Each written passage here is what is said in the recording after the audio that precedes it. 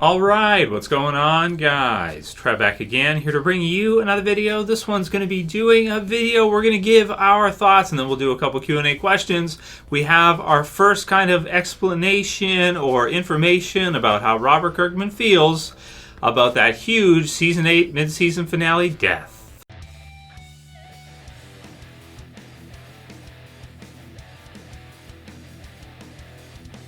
Alright, so the link will be in the description, so you guys can go ahead and check out this article from skybound.com, which is the official, company for Robert Kirkman, of course, the creator for The Walking Dead, Invincible, Outcast, all kinds of other crazy series, Super Dinosaurs, stuff like this. So, really fun stuff. You guys got to check this one out. Finally, after a while, I know we've been waiting quite a while to kind of get some kind of explanation or some kind of comments in any way from the creator of The Walking Dead about the huge mid-season finale death, about the reveal that Carl will be killed off in The Walking Dead television series. So there's been a lot of speculation. We've answered questions in the channel. We've given our thoughts on whether or not we think he was all for it and he was kind of on board, whether or not it was really Scott Gimple's decision, whether or not the two were on the same page. A lot of these things are things that we've kind of been wondering, and finally we have one from Entertainment Weekly, which we'll go through the exact comments about kind of the future of the series and, how this kind of affects people and how this is going to affect the characters in the story going forward, because of course Carl is one of the the biggest characters in The Walking Dead overall, comic books, TV series, and not having him for the Whisper story arc is going to be very strange, because it's kind of like you're taking the governor out of the prison story arc or something, or you're taking Rick out of the prison story arc. It's just taking out, and I'm not really exaggerating with that comparison. You really are taking the lead out for the Whispers, because what happens in the comic book series, and this is spoilers for the comics, but not for the TV series, because, well, it can't be. In the Whisper story arc, Rick, his body is starting to kind of, let him down. He's been through a lot. He's fought wars. He's had broken, in the comic book series, remember, he gets his hand cut off. So he has other body parts. His leg is real messed up. So he's not the type of character that you can have out there in the firing lines, attacking and firing against an enemy such as the Whisperers. You have to have other characters kind of step forward at that point and sort of take on those roles in the field, where Rick can kind of take more backseat leadership type of approach, staying in whatever community he's in, be it Alexandria or what have you. He can't be going out there and, guns a-blazing, going crazy. So Carl takes on these parts in the Walking Dead comic book series, and this would be like season 9, 10, 11. I mean, literally what they've done in the TV series is so strange. They've literally killed off your most prominent character in the upcoming story arc before the arc starts. It's very, very peculiar. It's very, very strange. It's a crazy decision that it's kind of, you could say, if you're going to ask yourself, who's the character that people would least think that we would kill off before the Whisperer story arc, and then they killed that character off. That's exactly what they did. Like, who's the one that you can't kill because it would just it'd be the craziest twist. That's what we're going to do. Aside from Rick, we're going to take the next biggest character, the most important character for the Whisperers, even more important than Rick, and we're going to kill him off. So it's quite the crazy decision, and let's hear what Robert Kirkman said. So it says, Walking Dead creator Robert Kirkman understands this. I know, and then here's the quote part. I know that some fans online have been very upset, but that's by design, Kirkman told Entertainment Weekly. So he's basically confirming for us there, guys. He likes to piss us off. So just a heads up, right? He likes to troll us. So he's creator of The Walking Dead. Him and Gimple, they've got, some strong sadism mixed in there that they like to kind of, I don't know what's going on with their lives. They should have boatloads of money. I don't know why they're doing this, but they're using that sadism, and they're going after us. They're trolling us a little bit. They're trolling the fans. So, or maybe they just see it as part of the job. We got to troll the fans a little bit. It's part of the universe. It's how things go. So that's what he told Entertainment Weekly. We're not supposed to be happy when these characters die. We are supposed to be worried about what comes next and anticipating what comes next and stressing about what comes next. That just shows that you're engaged and you're interested. Our job is to now pay that off and fulfill that interest and prove that this was a decision worth making. That's what we've got to do. So there's more, but let's go into that. So exactly what it sounds like, which is that they view it as their job, and the way they want the series to be, they want the series to be more unpredictable than what it probably is or has been recently, where, season 7 premiere, they did a nice twist. They killed Abraham first. Everybody thought, oh, Glenn's in the clear. And no, we're going to kill Glenn too. So it was kind of a swerve, right? You go this way and you make people think, okay, Glenn's safe because it's going to be Abraham that gets it. And then no, we're going to kill Glenn too. So it's kind of a double twist. You twist this way, away from the comic guys. You kill someone else. They go, oh, damn it. I really thought it was going to be Glenn. And then you go back and you say, oh, no, it is Glenn too. It's Glenn too. Nobody ever said we just had to kill one person. We could kill two. And that's true. They could. So it sounds to me, and this is something I have heard Robert Kirkman say in interviews before about the Walking Dead TV series, that the thing that he wanted to translate from the comics to the TV series the most is that he wanted in the TV series the viewers not to feel like they knew everything that was going to happen, and that the series was totally predictable, and that certain characters would be safe. What he wanted to translate the most from the comics to the TV series is that kind of feeling of not being sure, and he's saying it right here, right? Not being sure what's coming next, not being in a comfort zone where you think that, okay, here's the way the comics are, so we know that Carl's going to be safe. We know Rick is going to be safe. He kind of wants us in that place. He's kind of messed up. What do you guys think? What do you guys think about this? He wants us in this place where it's like, where's it coming from? Where's it coming from? Like, like a good boxer, right? You're in a boxing match. It's like, what's the one that's going to knock you out? It's the one you don't see, right? He's like, where's it going to come from now? No, it's Carl. It's Carl this time. And you're like, wait, no, it's not Carl. Yeah, it is. It is Carl. What? No, boom, knockout, right? So he wants us in that spot where we're not sure where it's going to come from, and he's going to hit us from some kind of angle, but we don't know where it's going to be, and the angle we least expect him to hit us from, boom, that's where they go for. So we're supposed to be worried about what comes next, and anticipating what comes next, and stressing about what comes next. That just shows you're engaged and you're interested. So maybe they thought with season 7 that a lot of people became disengaged with the show a little bit, and the decision to kill Carl off was really, at least from what we're seeing here, if you want to interpret this in your own way, is probably because they didn't want people to feel like they were, disengaged, or they had it all figured out. People like us piss them off because, we're like, these characters are the top 5 safest characters in the show. You can't kill them off. That's what they don't want. They don't want people to feel like, oh, it's going to be Glenn. It's going to be Glenn, and then it is Glenn.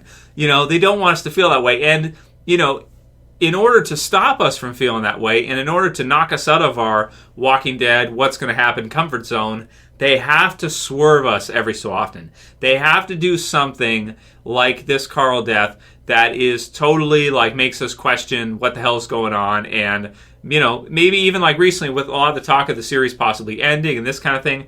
That's probably what they want too. They probably want people to be, engaged in the show to the point where, we're just not sure what's going to happen. Like, it's just this crazy thing, a lot like the Game of Thrones approach, where whatever characters in the beginning of the series you think are the safest, those are exactly the characters that get killed off. Now, The Walking Dead hasn't gone to that extent. It's not like they killed Rick off in the season 8 mid-season finale, which I think it's probably a good decision to kill someone else rather than Rick, because that's just so risky. If you do that, it could backfire, like Norman Reedus said. It could be a huge backfire. And we're going to see how this Carl death affects the show and how people react to this one. But then he says our job is to now pay that off and fulfill that interest and prove that this was a decision worth making. That's what we've got to do. So we'll see what they have in mind. We'll see what they have planned here and how this is going to, the ramifications of this and how this is going to affect the series going forward. Whether or not you're going to see Henry take on some of those parts for Carl or Enid or somebody else, whoever you guys think, it's, again, that's what they want. They don't want us to be able to predict. So whatever predictions you have, you can't say they're bad because, Even if something sounds unlikely, that might be what they'll do because they don't want us to figure it out. It says, even still, fans are worried about Carl's death affecting future comic storylines in the show. In the comics, Carl is still alive and instrumental. Major storylines like the Whisperer War. Then it says, quote unquote, here, there are big, huge stories coming up that you might think will be massively altered because of the absence of Carl, Kirkman told Entertainment Weekly. But we have known these storylines have been coming for years. There are plans in place to make it all work. The loss of Carl doesn't necessarily mean that we're going to be losing big swaths of the comic story. And okay, so let's stop there. This is one, if you guys remember, the comicbook.com, I think, was where the article was from, or Forbes, one of the two. And I did a video on it, I think, like last week or the week before, whether or not they would skip the Whisperer story arc because Carl is dead, and he's such a huge part of the Whisperer story arc. So this, to me, sounds like a response to that no, they will not be skipping the Whisperers. They will not be skipping, any of these big story arcs. They've got a plan in place to make these story arcs work in a different way, and a way that's going to keep the audience guessing and on their toes. The loss of Carl doesn't necessarily mean that we're losing big swaths of the comic story. It means that there will be some differences to them. The goal is that those differences will be as exciting to the audience as they are to me. So this is interesting. This is very interesting stuff, right? So he obviously, based on what I'm reading into here, if I'm thinking this through, it looks to me like he's aware of kind of the fan backlash from killing Carl. He knows a lot of people signed a petition and they want Gibble's head on a spike, proverbially, showrunnery. I don't mean well, maybe some do, want it literally, but you guys know what I'm saying. So he's aware of all this. He's aware that people are worried about the future of the show. He's aware that people are worried they're going to lose big story arcs because you don't have the lead. And he's basically letting us know that it's going to be okay. We want you guys to freak out, but we don't want you to freak out so much that you all lose your minds and quit watching the show, right? That's the opposite of what we want. We want you to freak out just the right amount, Goldilocks zone, right?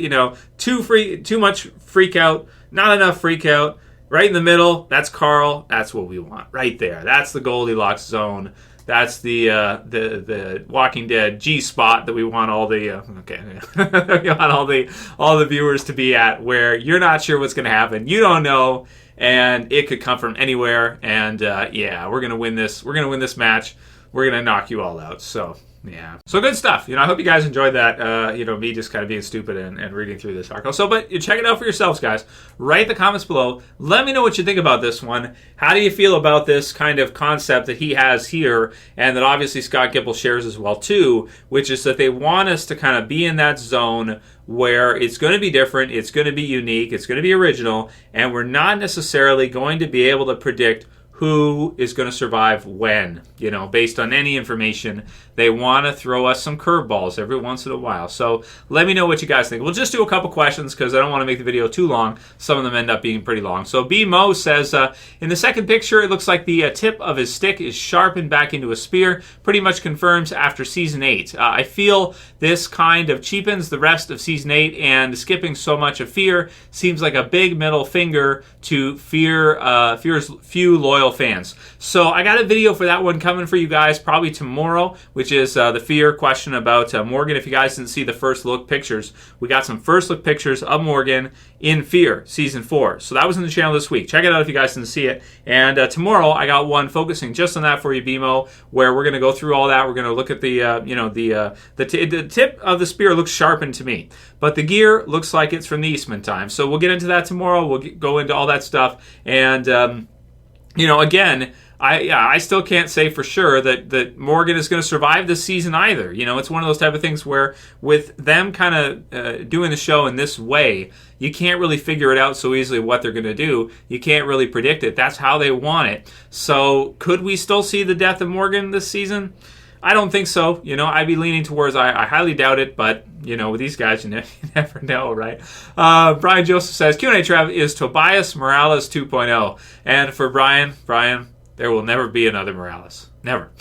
So for Tobias, it's one of those things, like, he's a character from Fear, if you guys don't know who we're talking about. He's from the first season. He was at her school and stuff, Madison's school, one of her kids that was kind of wise to the zombie apocalypse as it was happening. But I mean, if you watch the first season back, the first couple episodes, Morales is a big character at the beginning, and he's there for some of the most important parts, like introducing Rick, as I showed in the Carl journey video, where Rick just gets there, he sees, Laurie and Carl see him, and Morales is in there. So he was such an important character early on. He went his own way and was kind of lost. I'm just glad they brought him back at all. So cool for them to do that in Season 8, really. I think it makes Season 8 better to have brought him back. It just makes it so cool. Tobias is not... Fear is going to have characters like that. I don't know if people are going to make a big deal about stuff like that. It's mostly a joke thing, right? Anyway. And then What said, this will be the last one, that odd helicopter would be a good way to move a couple of states in a short time. And I thought that was a pretty cool comment. So guys, remember the helicopter we saw in Season 8 where Rick, it went by. If it's not the junkyard groups, could it be some other kind of group scouting from afar? Could Morgan somehow be either captured by it, agree to check it out or something, maybe willingly take a ride in the helicopter and see where it has to go to scout or something? Interesting, for sure, interesting. And then maybe sequel over to the other place. That would be a good way to get him to go a good amount of distance in a short time. Because you do have to think, and Michael Cudlitz weighed in on this one, which is that traveling in a zombie apocalypse is very hard to do. If you have to go from like here to Washington, wherever it is you're starting, it can take a very long time. You have to traverse, you run into all kinds of roadblocks, you run into huge zombie herds, you run into all this stuff. It's not necessarily that fast to go from like here to there that easily, unless you have a helicopter, a boat, or something like this. Traveling the roads is pretty tough in a zombie apocalypse. There's a lot of obstacles that come into play. Dudes trying to clear you out Morgan style and trap you and things like this. So it's it's not necessarily that easy. So we're going to have to see how this all works out and what happens with the Fear thing, but we'll save the rest of that for tomorrow. Let me know what you guys think mainly of Robert Kirkman's comments here about the recent decision, how it's going to affect Season 9 and the future of the Walking Dead TV series, those comic book storylines being adapted, and why you guys think they did. Like what, it's hard to say just one reason because we've heard a lot of different ones so far. We've heard a lot of different things.